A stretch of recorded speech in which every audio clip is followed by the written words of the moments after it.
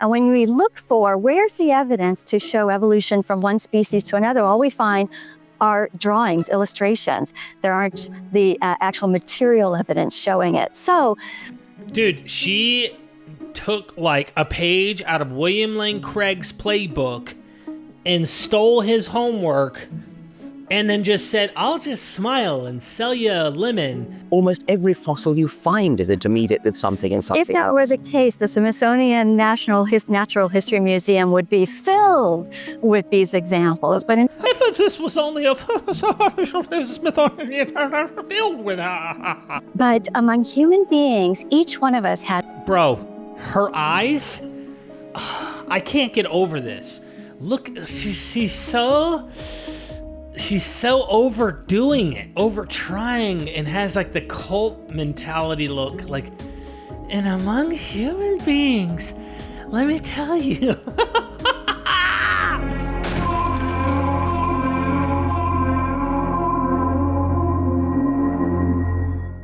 Simple yet perfect arguments for atheism that ended debates. We're going to be reacting to this video on Nash Kayalo's YouTube channel. Let's see what the heck they have to say. I just want to kind of show you all how the sausage of faith gets made.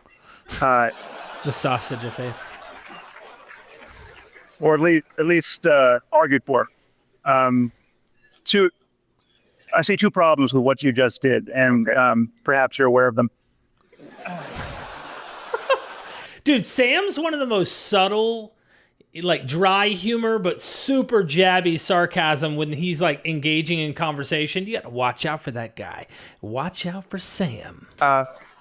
One is that Maimonides actually said that this could not be understood allegorically or in any other way, but literally he came back 25 years later after he had been misunderstood in the Guide to the Perplexed, and wrote, I think in his commentary to the Mishnah, that the resurrection is a literal truth, has to be believed in.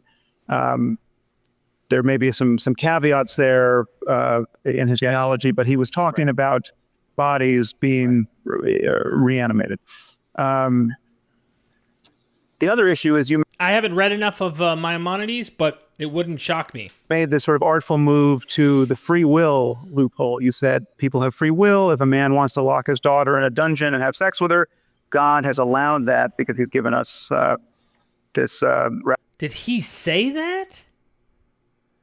If he said, whoever that is he's talking to, that's insanity. The diabolical freedom, that doesn't cover all of the other suffering for which only God can be responsible if he exists. The 9 million children I just talked about dying every year through cancers and violence and accidents and lack of access to clean water. And this is God's fault if God exists. I mean, either he can do nothing about this, or he doesn't care to. So either he's impotent or evil. I mean, this is the problem. I get it now. So he's just talking about free will with the guy, that you're able to do whatever.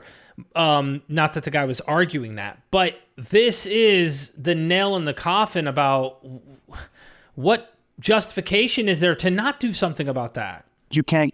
And by one comment on that is the ancient myths that we find, the god or gods do stuff about it, even in the Bible, which is odd that we don't see him doing stuff on biblical proportions today. That's because we're dealing with mythology, ladies and gentlemen. Free will doesn't get her out. Another problem with religious moderation is that it is theologically bankrupt. It is not like if we just read the books more closely, we would discover all these reasons to be moderates. I got news for you. I've read the books. God is not a moderate.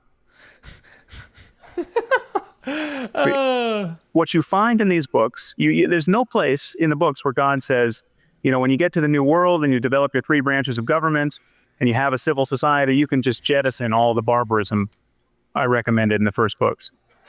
Oh my gosh. I recommended it in the first books. Sam's looking young there.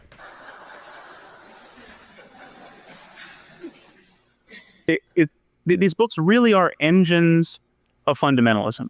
They are engines of intolerance. There really is a wrathful Jesus in the New Testament, waiting to be found in 2 Thessalonians and in Revelation. Yeah, there's definitely the fantasy of your enemies getting what they deserve, coming for them. Where exactly the Jesus who we have in the Left Behind series of novels that 60 million people have bought. The Jesus of just fiery wrath who's going to throw people into the pit. Okay, that is there to be discovered. And nowhere in the book does it say, well, that's bogus. It's not an accident that people like St. Thomas Aquinas or St. Augustine, but really the people who are still taught as the great lights of the Western tradition. In Aquinas' case, he thought heretics should be killed outright. In Augustine's case, he thought they should be tortured. Augustine's argument for the use of torture laid the foundations for the Inquisition. This is not an accident, and it's perfectly reasonable. We have this idea that the fact that we were burning heretics alive for 5 centuries in Europe, this represented some kind of departure, a civilizational departure into psychopathology. It didn't. It is perfectly reasonable to do this if you believe the books. Ooh, think about that. It's just insanity. I mean, the heretic next door, given certain beliefs, is far more dangerous than the child molester next door. The heretic can say something to your child that will damn his soul for all time. That's if you believe in it. Like, if you actually believe it, right, and you think it's for sure true, you're nutty enough to actually think that. Religious moderates lose touch with the fact that it's possible to believe this. It's not as possible. I mean, there's a lot of avenues where people do. And finally, the problem with religious moderation is that because it is constitutive of merely our relaxing our hold upon these ancient superstitions and taboos, because it doesn't call the basic project of affiliating yourself with these traditions into question. It doesn't call into question the project of venerating these books to the exclusion of any other books. Because it doesn't, it prevents us from developing modern 21st century alternatives, really bringing the full measure of our creativity to bear on questions of human happiness. Think about that for 1 second. Sam's touching on something that we reacted to Neil deGrasse Tyson's point where he brought up Islam. And why is it that statistically, when it comes to award-winning actual scientific endeavors, how many of them are Muslim? And it was like 1 when he was talking, I think it was like 2010, 2011, something like that. If there's only 1 person who's actually giving, contributions from the Muslim world into the scientific arena, what if you could draw that line to those who are attached to a society and a book that is preventing them from being able to do that? So again, I think what Sam's saying is kind of what Neil deGrasse Tyson's saying is that you got these archaic books that you keep anchoring your children's minds and imaginations to a guy in the desert in the 7th century who, was riding donkeys around, and not to the latest, greatest technological advancements, and focusing on where we're at now, which is hindering us. Like, really has to be playing some kind of role that hinders us from advancements. And not to say everyone, but when a huge group statistically isn't factoring into that play and they make up 1/4 of the planet, 1/4 of the entire population of the planet, that's big. That's important. Now, this link between religion and morality that we really is everywhere in our culture, and which really underwrites religious moderation and religious fundamentalism to a significant degree. This idea that without religion, something fundamental would be lost to us in moral terms. This really is questionable when you look at the books. I like the way he phrased that, because he's not saying we didn't evolve with religions that helped us along the way, if you will, in our evolutionary process, and may still, for some people, help them. But when you look at the books and you see what's in them. Even Plato solved this problem. Plato didn't want the children to learn the stories that are in the tragedies, that are in the myths, the epics with Homer. He thought that this was immoral to teach the kids. He did not think that they should learn this stuff. Now, that's because the gods were also portrayed in negative light or in not so philosophically true light. But still, at the end of the day, when you're reading about the genocide and this and that, and when things actually happen today, and then you could just look to your Bible or look to your Quran and say, nope, I have scripture that supports what we need to do right now in this violent situation. Now, you could say, oh, I have scripture that helps me in this doing the right thing situation. I get that, but there's bad and good, and you kind of go, do we really need the bad? Cherry pick, do a Thomas Jefferson, cut out the bad. Then I think we wouldn't have much to bitch about. The truth is that not even, just to speak specifically of the Bible for a moment, not even an Orthodox Jew or a fundamentalist Christian can take God at his word, given how sadistic God is in books like Leviticus and Deuteronomy and Exodus. I mean, if you were going to draw your to-do list out of a book like Leviticus, you would make Mullah Omar of the Taliban look like Franklin Delano Roosevelt. I mean, it's just, it is, wow. It paints a vision of life so needlessly horrible, so subversive of the basic project of creating a sustainable society where human happiness is even possible, that we effectively have edited the Bible. Even fundamentalists have. But it's important to point out that nobody ever says these passages are immoral. I mean, the idea that you find that a woman is not a virgin on her wedding night and you stone her to death. You stone homosexuals to death. If your kids talk back to you, you stone them to death. If you go into a town and you see someone praying to a foreign god, you kill him, you kill his family, you kill everyone in the town. Okay, these are not metaphors. These are not analogies for some spiritual struggle within. These are explicit directives to kill people for theological crimes. No one ever says this is immoral. Christians just say we don't have to do this anymore because Jesus brought us the doctrine of grace. Okay, I get what Sam's saying. This is done in 2005. There are a lot more progressive Christians speaking openly, and maybe they already were Christians when Sam says this, but there may be a sense in which Christians have to say, yeah, that was at one time, that was the way things were. And often, probably even more progressive Christians at that time were saying maybe, look, that's bad, but it was at that time okay, but we're under a different covenant or whatever. I don't know.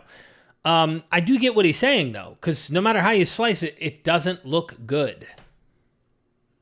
Well, incidentally, Jesus also said that every jot and every tittle of the law has to be fulfilled. So the inquisitors of the Middle Ages had a rationale for practicing this kind of law. And I can assure you that St. Augustine and St. Thomas Aquinas had read the Sermon on the Mount. They managed to square the ministry of Jesus with their impulses to kill people for thought crimes. Concerned Women of America. I looked up, for America, I do beg your pardon. I looked up some of the things you're concerned about, and one of them is something I'm very concerned about too, which is Darwin and evolution. Here we go. Richard Dawkins when he was younger. Not too young, but younger. Why are you concerned about evolution? Yes, well, what a person believes about how human beings were created shapes what they believe about human beings. That if we believe that human beings were created out of love, that is, by a loving creator, and the way she said that just now, by loving creator, first of all, she's probably sweet, but very strange, very culty acting here in a way. But you know what you could also look at is that you were created by loving creators, your mother and your father. Mommy and daddy. It's that simple. And you can have all the meaning and all the joy and all the purpose you need right there. has given each one of us not only a material body, but a spirit and a soul, we then are more likely to treat other people with respect and dignity. Yes, but you have to contend with facts, don't you? And I mean, if evolution is a scientific fact, you might as well be concerned about gravity or the Milky Way, mightn't you? Yes. Well, there's been an effort within the scientific community to censor out information. Ooh, here we go with that young Earth creation stuff, I bet. Against evolution that proves that evolution may not be as many scientists believe. There have been many times in which... Dude, I remember watching this when I was a fundamentalist. Holy smokes, it's been a long time. Shouldn't left you. All right. Evidence that was brought forward to bolster the idea of evolution turned out to be fraudulent. So what we argue for... She's getting a little... You can tell she's probably getting worked up, and Dawkins, he ain't playing with it. Is to teach the controversy. Don't censor out the facts that go against evolution, such as the famous pig's tooth, the tooth that was claimed to be an example of a prehistoric man and turned out to just be the tooth of a pig. There are numerous examples like that. So teach the controversy rather than try and censor out the information that shows that evolution is questionable. Seriously, there isn't a controversy. There may be a controversy within evolution about certain details, but the fact of evolution is uncontroversial. I mean, whether you like it or not, we're cousins of chimpanzees, we're slightly more distant cousins of monkeys, etc. I mean, pig's teeth are really irrelevant. Of course, you can dig up mistakes and even outright fraud. I mean, the Piltdown hoax was an outright fraud, but yes, that was never used as evidence for evolution. That was just a particular case of somebody in the 1920s who fraudulently made up a fossil. There's no evidence of evolution from one species to another. There's microevolution within species, but not going from one species to another. Oh, really? And actually, you're the way you have framed this. And oh, really? It's amazing. Is she a scientist? What's going on here? A very closed-mindedness really is a very good example about the controversy that says that we can't even discuss any evidence that might show that evolution is questionable. Where did you study science? Well, see, that's the point. Scientists are now claiming that they're the only ones that can speak on this issue. And yet when people who look at the evidence go to the Smithsonian Museum on Natural History, and when we look for where's the evidence to show evolution from one species to another, all we find are drawings, illustrations. There aren't the actual material evidence showing it. So, dude, she took like a page out of William Lane Craig's playbook and stole his homework and then just said, I'll just smile and sell you a lemon. And if I smile enough and calmly, professionally enough, explain to you exactly how I know when I haven't studied it and I saw drawings in the Smithsonian, you're full of it, Mr. Scientist. I don't care. I know more about biology than you do, Mr. Biologist. Well, there are attempts to say that only scientists can speak on this. What we have are scientists that are then creating only astrophysicists speak on astrophysics. But if lay people want to, they can. But should we trust them? I mean, do you think they know? An isolated community and saying that we're the one. Unless you're echoing what actual experts are saying in the field, you kind of need to be like questioning when the non-expert who's never learned this stuff comes in and speaks on it.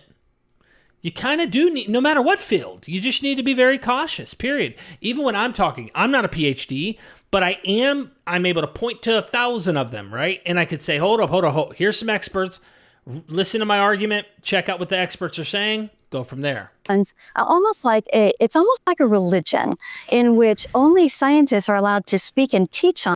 Notice the religious person is pushing it back as if they're not religious about this, and that it's the expert in the field who's religious because he thinks it's insane to sit here and argue over these facts that have already been practically established. Not practically. They have been established, even though there are details, like you said, to work out. But evolution? Nope. Unless you see a dog turn into a bird, or however some of the younger creationist people say it, then it's not true. On it, and to teach everyone else must believe what particular scientists say. But the scientists who question evolution are being censored out, are being blackballed out of the scientific community, and being told that the rest of the world cannot listen to them. Yeah. In the evidence is actually rather substantial. It's not just fossils, I mean, it's DNA. Presumably you're not concerned about DNA. You accept the existence of DNA.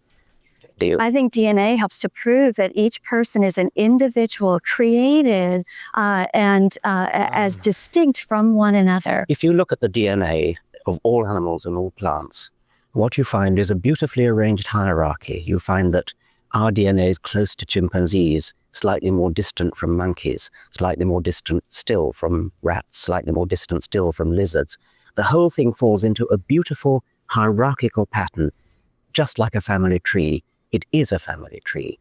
How would you explain that? What I go back to is the evolutionists are still lacking the science to back it up. But instead, what happens is science that doesn't bolster the case for evolution gets censored out, such as there is... Oh my gosh. How often do you bump into someone that's William Lane Craig 2.0? Not often. No evidence of evolution from going from one species to another species. I think she really wants to look into it. I really, really don't. And I used to watch these kind of apologetic videos, and I came across this one years ago, and I was listening to her going, wow, good response to this asshole Richard Dawkins. Of the in-between stage from one species to another.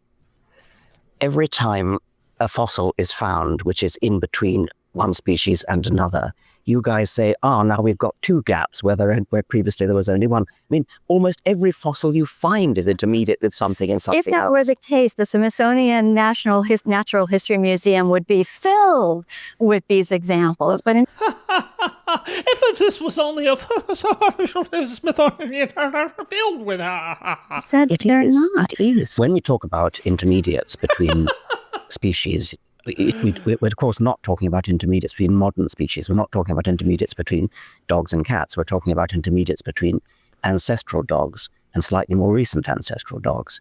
Now, in the case of humans, since Darwin's time, there's now enormous amount of evidence about intermediates in human fossils. And we've got various species of Australopithecus, for example. And these are, some Australopithecus are intermediate between others and ourselves. Then you've got Homo habilis, Homo erectus. These are intermediate between Australopithecus, which was an older species, and Homo sapiens, which is a younger species.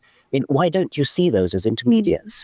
Evolutionists bear the burden of providing the evidence for those of us who are not scientists to see it. And you're not. if the evolutionists had the actual evidence, then it would be displayed in museums, not just in illustrations. And so what I go back to, though, I think there is... Dude, so she has picked up a trick or two from some apologetics, because she keeps talking and he wants to butt in and she's not letting us. So when I go back to switching the topic to something else and they keep switching, you'll notice, if you played this back, you'll notice how she will say something when he tries to butt in. Now, sometimes she lets him, but when he tries to butt in, she add this few sentences that is the last thing on Richard's mind, that he's not even addressing the prior thing. So it distracts Richard to have to answer the latest thing she mentions. And this happens a lot.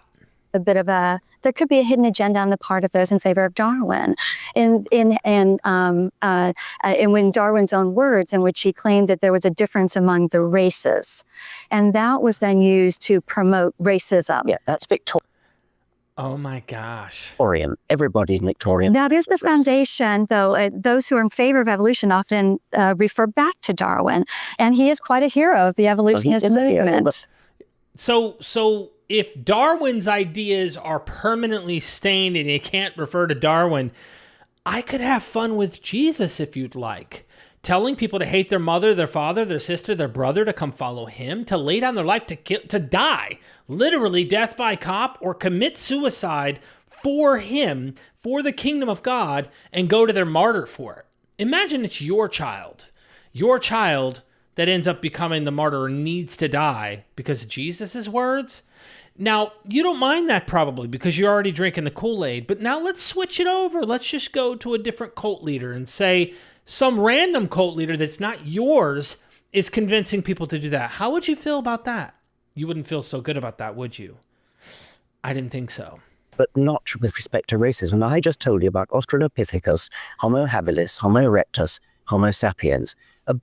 By the way, archaic Homo sapiens and then modern Homo sapiens. That's a beautiful series of... We're still lacking the material evidence. So moral evidence is there. Go to the museum and look. So what I go back to again is... She's right there. So what I go back to again, notice how she shifts it. There's nothing by, I don't want to hear it, I don't want to see it. But I do want to see it. Show it to me. What a lie. Let's look at what evolution and Darwinism has spawned.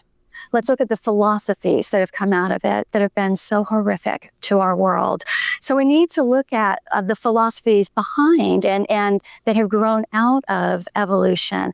And what we find are the societies that are the most loving and caring, the societies that are the most well-functioning, are the ones that have a great respect for human beings, for others, because they recognize that each human being was created individually. And okay, so hold on. I really would like to know, like, go to Google. I'm going to type in, what are there, let's see, are crime rates, we'll do it as crime rates, lower in atheist countries?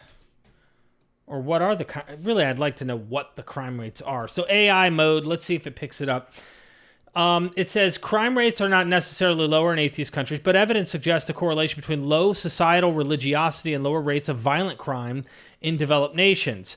Countries that are highly secular often have lower homicide and violent crime rates that are more than more religious nations. However, this is a correct correlation, not a direct causation.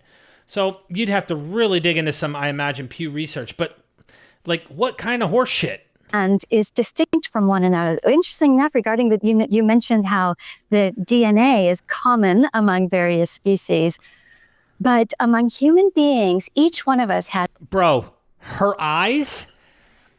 I can't get over this. Look, she's so overdoing it, over trying, and has like the cult mentality look. Like, and among human beings, let me tell you.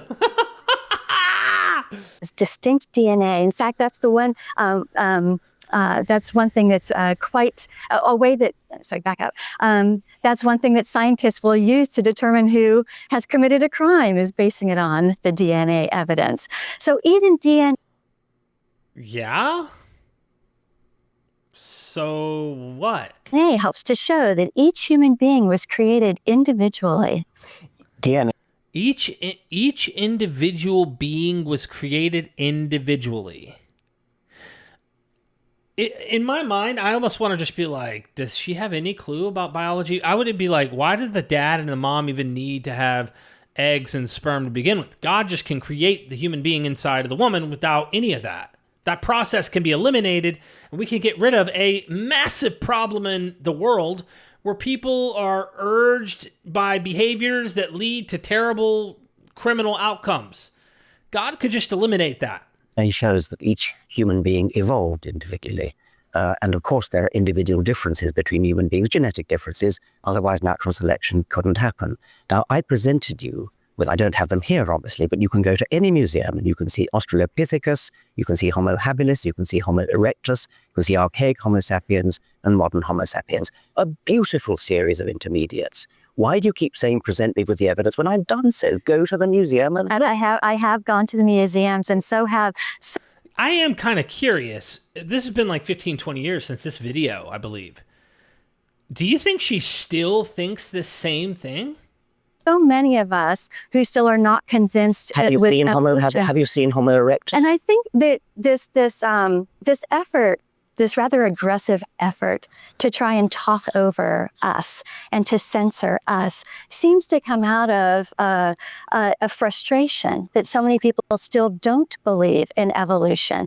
Now, if evolutionists were so confident in their beliefs, there wouldn't be the effort to censor out information that shows that evolution is still lacking and is questionable. I confess to being frustrated. It's not about suppression. It's about the fact that I have told you about 4 or 5 fossils, and you seem to simply be ignoring what I'm saying. Why don't you go and look at those fossils? And certainly, if they were in the museums, which I've been to many times, then I would look at them objectively. But what I go back to is that you keep censoring me. I'm going to overtalk you because you're the censorer, and I'm not able to speak. The philosophy of evolution has led to ideologies that have been so destructive to the human race. I can't help but think of all the atrocities that were done in the name of Jesus. We were listening earlier with Sam. Sam mentioned Augustine and Aquinas and others that found death or torturing of the non-believer. What the hell? She doesn't even know her own history, let alone any science, it seems. Misunderstood. I mean, even Hitler could be described as a misunderstanding of Darwinism, and that's a grotesque. And eugenicists, and those in favor of euthanasia, and those in favor of infanticide. But wouldn't it be a good idea what was the flood? What about kill every man, woman, and child? Or in some cases, keep the virgins? Or what? Instead of pointing to misperceptions of Darwinism, which have been hideously misused politically, if you try to understand Darwinism, then you'd be in a position to counteract these horrible misunderstandings. Actually, we are oftentimes forced by the aggressiveness of those who favor evolution. It's not as if we are hidden from this information that you keep presenting. It's not as if it's unknown to us because we can't get away from it. It's pushed on us all the time. But I think your frustration comes from the fact that so many of us who have seen your information still don't buy into your ideology. Have you seen Homo erectus? Have you seen Homo habilis? Have you seen Australopithecus? What I've seen is that in the museums and in the textbooks, that whenever they claim that to show the evolution from one species to another, it relies on illustrations and drawings, not any material evidence. So she's got this old I just saw drawings thing, and he's saying, no, it doesn't. You can go to the museums and see them. Who's lying here for their belief system? Who's suppressing the truth from themselves here by just going and looking into this and diving in? Seems like the one who's trying to tell you something. You might have to go to the Nairobi Museum to see the original fossils, but you can see casts of fossils, exact copies of these fossils in any major museum. Let me ask you, why are you so aggressive? Why is it that why is it so important to you that everyone believe like you believe? Well, I'm not talking about belief. I'm talking about facts. Yeah. That's a good point. And I think when I was a Christian, I thought like her. Why do you care so much that everybody thinks like you? A lot of my Christian friends feel the same way. Like right now, why do you care? Why do you want to tell people about Jesus being another, his death and resurrection is another mythology and whatnot? Why do you care? Why not just let people? And it's like, well, I want you to know the evidence. I want you to know the facts about how this genre and this material works. You want to keep believing, go for it. But at least I told you so, Talking about, I've told you about certain fossils, and every time I ask you about them, you evade the question and you turn to something else. She does turn to something else. I can say, even if, again, I say that you can name a few of those, but they still don't show. They still don't prove evolution from the slime to the intricate human body. Well, there should be, if we had gone from that broad of an evolution, there should be overwhelming tons of material evidence, not just an isolated thing. But again, there is not evidence. I happened to pick human hominid fossils because I thought you'd be most interested in them.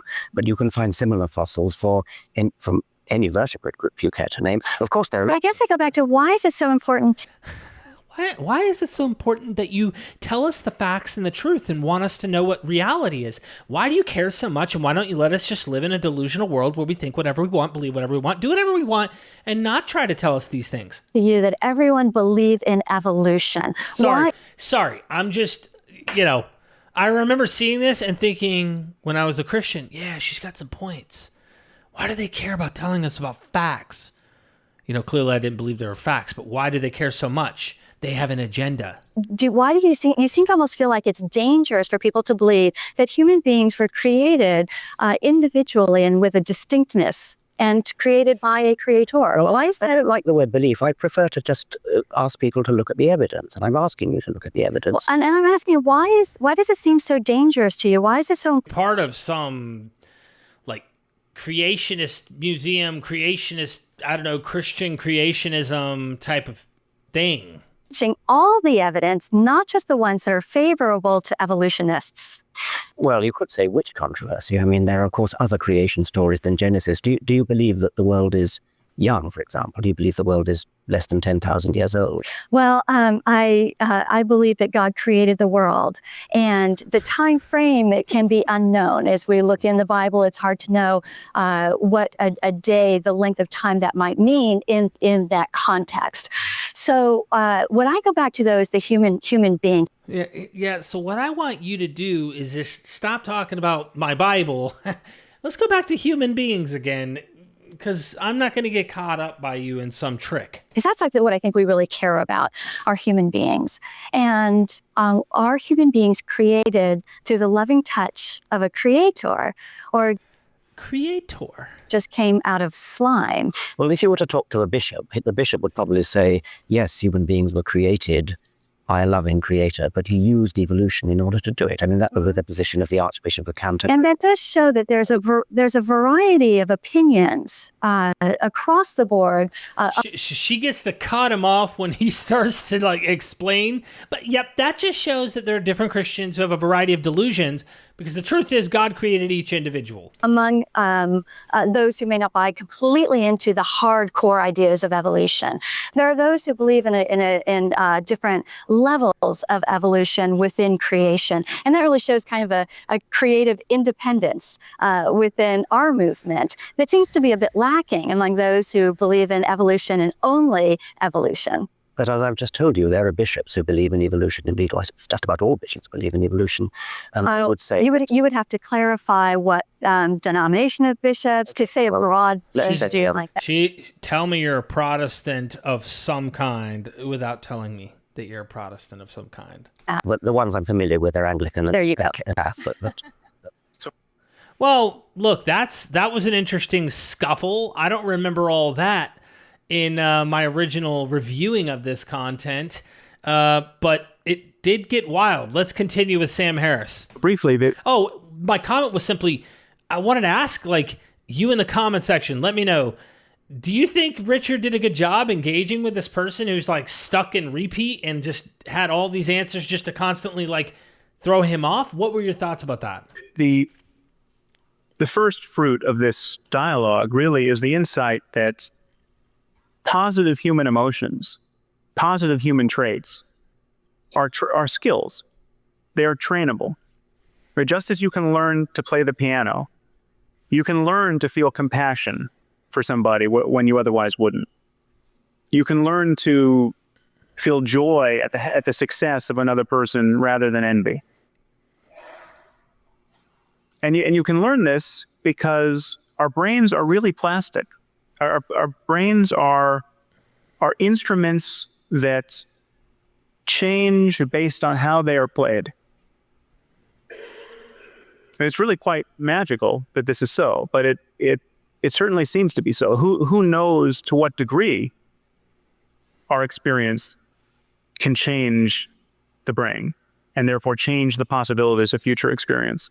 But we know that it does. And I think he's like a neuroscientist who understands the brain quite well. And therefore, what you think matters. What you feel matters. How the kinds of intentions you form toward other people matters. Whether you act ethically matters. And what you pay attention to moment to moment, what you notice matters. And it even just matters for health. When we know that stress is so corrosive of physical health now, we know that, I mean, even if meditation did nothing other than reduce stress, it would be worth looking into. Interesting. We know that the brain is intimately linked with it. Obviously, the autonomic nervous system, but the endocrine system, the immune system, these systems are affected by your conscious emotional life and in turn affect the brain, its physical structure.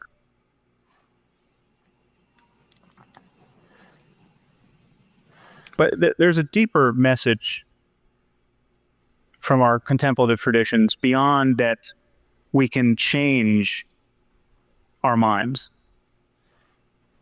The message is there's something beyond the search for pleasure and pain. There's something beyond joy and sorrow and just the vicissitudes of human experience. And what is beyond is not some distant paradise. It is simply consciousness itself. There is this insight that consciousness, that very thing that is aware of your experience in this moment, the very thing that is hearing the sound of my voice, that is feeling the sensation of your body sitting there, that transcends its content in some basic sense. That which is aware of joy, for instance, and that which is aware of sorrow is not actually improved by joy or diminished by sorrow. And what meditation is a way of just turning consciousness upon itself to try to glimpse this fact and to glimpse the way it feels. Because it doesn't feel like a self. It doesn't feel like I. We all walk around feeling like we are the thinker of our thoughts and the experiencer of our experience. We feel like we are having experience. We're not merely identical to our experience. And this point of view is really vulnerable to inquiry. This is some deep stuff Sam's talking about. Makes me think of like Eastern philosophies. I mean, if this seems just impossibly abstract, by analogy, I just want to point out to you, maybe I can tie it down to something that we all know is so. We all know we have an optic blind spot. We all know that the optic nerve passes through the retina, and so there's a point in our visual fields where we're not getting any information. We've all probably had this demonstration done in class where you do a mark on a piece of paper and you play with it and you get the mark to disappear. Now, so it is true of you now. There's, as you look out across the room, there's somebody very likely missing a head, and you're not noticing it. It's falling in your blind spot. It is possible to be made to notice this. Most people don't notice it. Even those of us who know about it go for decades without noticing it. And yet it is there available to be noticed. There is an analogous insight into the nature of consciousness that is just as on the surface as that. It tends to be harder to notice. I mean, it requires most people some training in meditation to notice it. But it is possible to notice that consciousness, that in you which is aware of your experience, does not feel like I. And there's a wealth of testimony on how this can change a person's experience of the world for the better. I mean, this sounds like a way of improving one's own experience and how you're living your life without God. A meditation form of some better enhancement of one's own experience. I mean, there's a kind of mystical well-being that is compatible with going into a cave for a year. I mean, going into a cave, for most of us, going into a cave for a year is synonymous with everything we don't want to happen to us. It separates us from everything we want out of life. It's rather interesting to point out that solitary confinement is considered a punishment even in a prison. And yet you have contemplatives who are willing and made really quite happy by running this experiment on themselves, going into a cave for vast amounts of time. I like how he's spinning this into like this strange thing where people find it a punishment to be in solitary confinement, but monks often go off into solitude and literally find a way to push themselves, and they struggle. They go through a fleshly struggle with this experience of having to be away from everything and experience such a tough life out there in the wilderness. And practicing meditation. My argument to you is we have to bring this end of the human this end of the spectrum of human experience into the data of our worldview. We have to understand the possibilities of the plasticity of human experience. So it's a human thing. It's religions tapped into it. Religions find ways to use it, but it is a simply human thing. It's the same thing with morality. Oh, if you don't have a God, you have no morality, you have nothing. Why do you say there's right and wrong? Such horseshit. The same thing can be done with the experiences one can have as a human. And I've said this before on my channel. You know how many times I've had profound moments of awe since not being a Christian, since not believing in a God, and went, wow, that's the same kind of experience I had when I was a believer, except I don't have a God in this picture now because it's a human thing. And our conception of human well-being has to include this.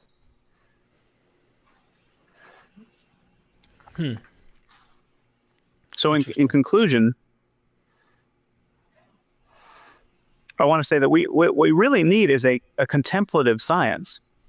We need a way of talking about human well-being and the possibilities of human happiness that is as totally unconstrained by dogma as science is. We need to find a way of talking about the reality of death. The fact that we are all going to die is an astonishing situation.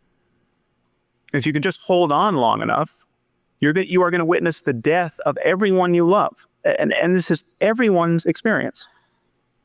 No one is going to escape this.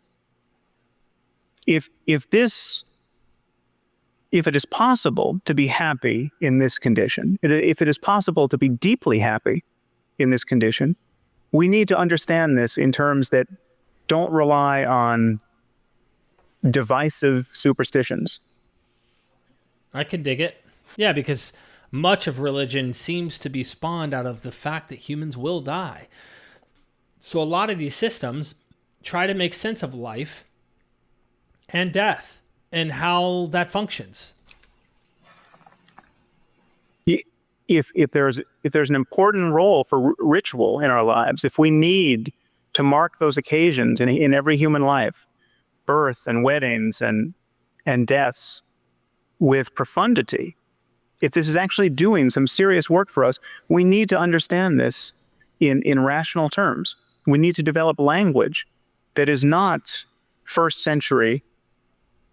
I could dig it. I like it. Superstition. I agree.